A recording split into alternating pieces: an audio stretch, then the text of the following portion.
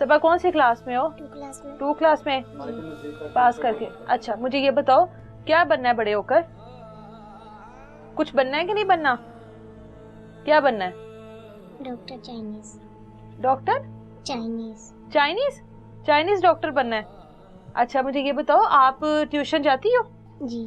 ठीक है तो अच्छा पढ़ती हो ना? जी। अच्छा पढ़ती हो ना तभी डॉक्टर बनोगी ना, अच्छा पढ़ोगी तो, है ना? जी। अच्छा उस दिन क्या हुआ था जब आप दादू के घर गई थी बेटा? वो जब मैं ऊपर जा रही थी तो उन्होंने बदतमीजी की थी, मुझे मेरी बाजू यहाँ से खींच के, तो उन्होंने फिर तब तक वो लगे रहे, तो फिर उन्होंने गला दबाया था मेरा। उन्होंने यहाँ पे नेल के निशान भी मारे, मेरे नेल के ऊपर भी निशान। क्या पकड़ लेना उसके पास रखे चले यहाँ पे ये उन्होंने मारा हुआ जी। है। आपने शोर नहीं किया बेटा? जब उन्होंने मुंह के ऊपर हाथ रखा था तो मेरी आवाज़ नहीं निकल रही थी। कितनी देर रखा है उन्होंने आपको अपने पास? उन्होंने 5 मिनट। 5-7 मिनट रखा है जी। फिर वापस कैसे निकल आई आप? उन्होंने जब वो ऊपर से कोई आया तो उन्होंने फिर खुद नीचे छोड़ के फिर वो ऊपर भाग आए।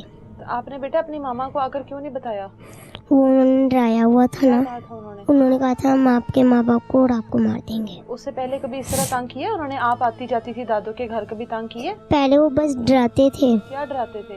वो बस आके घूरते थे। अच्छा और अब उसके बाद भी घूरते रहे हैं आपको जी। जब बाहर गली में जाती थी? जी। हाँ जी। तो आपने अपनी बड़ी बहन को क्या बताया? इतने दिनों बाद क्यों बताया? उसी दिन क्यों नहीं बताया जब तबीयत खराब हो रही थी, दर्द हो रही थी आपको, जब चला नहीं जा रहा था? तो अपनी बड़ी आपी से क्यों नहीं बात शेयर की बेटा? वो डर गई थी ना, आप इसलिए डर मैं गई बता थी? देती। जी। वालदा के पास करिएगा क्या हुआ है आपको? जाहिर है बच्ची की माँ हूँ, दिल में बहुत कुछ होता है।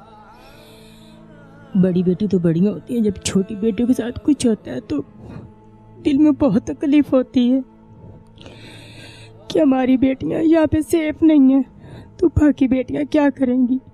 इस खौफ की वजह से मेरे बाकी के बच्चे स्कूल भी नहीं जा पा रहे।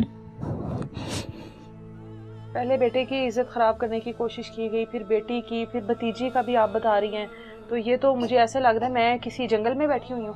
ये तो आप ऊपर जाएंगी ना, ये तो आप ऊपर जाएंगी, ऊपर वाले लोगों से जाके पूछेंगे ना तो आपको तक पता चलेगा। मुझे ऐसा लग रहा है मैं किसी जंगल में हूँ जहाँ पर बच्चों को नोच के खा लिया जाता है। ये मुझे लग ही नहीं रहा मैं किसी एक आबाद जगह में, एक ऐसी जगह पर मौजूद हूँ जहाँ पर मोहल्लेदारों ने मेरे पीछे आवाज उठाने की कोशिश की है, मकान मालिक ने उनको नोटिस भेज दिया। ये पूरा ये जाहिर है पूरी की पूरी आपकी बिल्डिंग ही खाली होगी जब आपके साथ सब लोग खड़े होंगे। तो यहाँ पर तो किसी के भी बच्चे को नोच खाने के लिए तैयार है। ये तो फिर इंसान नहीं है, यहाँ पे तो जानवरों को रखा हुआ है उसने। उसको बात करते हैं ना तो वो गल पड़ता है, मुझे नहीं कुछ मतलब है फिर मालिक मकान में मुलविस है, फिर वो इनको शहद देता है कि करो तुम किसी के साथ भी। मैंने कल भी उसको ये बात की, मेरा केस चल रहा है, आप नोटिस दे रहे हैं मकान खाली करने का, ये बात बनती है आप? फिर वो मुलजिम है, उनको आप बैठक में बैठा रहे हो। मालिक मकान उनको बैठक में बैठा रहे हैं। आप इधर आए, मुश्ताक मेरे पास आए, इनसे बातचीत करें। मैं बातचीत क्यों करूं उनसे? दादी हैं इनके ऊपर? जी ऊपर इनके पास है। अच्छा वो मोहल्लेदार मतलब ये ऊपर नीचे फ्लैट की तरह बने हुए हैं, छोटे छोटे क्वार्टर बने हुए हैं जहाँ पर ये लोग आबाद हैं अपने अपने हैसियत के मुताबिक, क्योंकि यहाँ पर किराया जो है वो अफोर्ड जितना कोई इंसान करता है उसी जगह पर वो रहता है। लेकिन इज्जत जहाँ पर महफूज नहीं है वहाँ पर आप पैसे देकर रह रहे हो और अपने बच्चों की इज्जतों को ख़राब करवा रहे हो। ये एक ऐसी जगह है जहाँ पर ये तीसरा केस है जहाँ पर बच्ची की इज्जत को हाथ डाला गया, और उसके बावजूद भी जो मालिक मकान है मैं उसके ऊपर हैरान हूँ कि बजाय उसके कि जो जानवर उसने जिन जानवरों के स्पुर्द अपना एक फ्लैट किया हुआ है उनको निकालने के, जिन लोगों की इज्जतों के ऊपर वो हाथ डालता है उनको नोटिस भेज देता है कि तुम लोग घर खाली कर दो। मोहल्लेदारों से बात करते हैं यहाँ पर, और जो लोग मौजूद हैं उनसे भी बात करते हैं। हम लोग उस मंजिल पे पहुंच चुके हैं, ये जो क्वार्टर की दूसरी मंजिल है, और ये वो कमरा है जो छड़ों को दिया हुआ है, पठानों को, जिनके पास वो बच्ची आती है और वो बच्ची को यहाँ से घसीट लेते हैं। अब ये रास्ता एक ही है, इसी रास्ते से गुजर के बच्ची ने अपनी दादी के घर जाना है, इसी रास्ते से गुजर के बच्ची ने ऊपर वाले पोर्शन में जाना है। रास्ते के दरमियान में ये कमरा आता है, इसको इस वक्त ताले लगाए गए हैं, एक मालिक मकान की तरफ से लगाया गया और एक उनकी तरफ से लगाया गया है। आज हैं आपको वो बच्ची की दादी का भी घर दिखाते हैं। ये रास्ता है ऊपर जाने का। फिर अस्सलाम वालेकुम। वालेकुम सलाम। आप कब से रह रहे हैं यहाँ पर? हमें तो पहले तो हम 10 साल यहाँ पे रह के गए थे। अच्छा। फिर साल बाद दोबारा आए थे इधर। अब 2 साल होने लगे हैं। फैमिली है? हाँ फैमिली हर क्वार्टर में फैमिली है? हाँ जी। तो फिर ये छड़ों को क्यों दिया हुआ?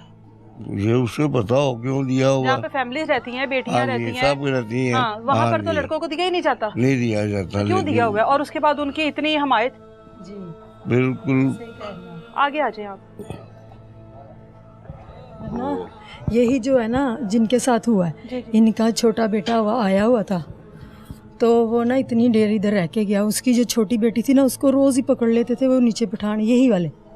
अच्छा, तो मैं इधर से जगह जगह तो होती वो थी। बता रहे हैं भतीजी के साथ। हाँ जी, वो तो वो इधर से आवाजें देती थी आंटी आंटी। तो मैंने कहा पता नहीं इससे क्या हो गया, मैंने समझा शायद चूहे से डर गई। अच्छा, तो मैं भाग के उधर को गई, तो वो अंदर जाके ना उसने दरवाजा बंद कर लिया।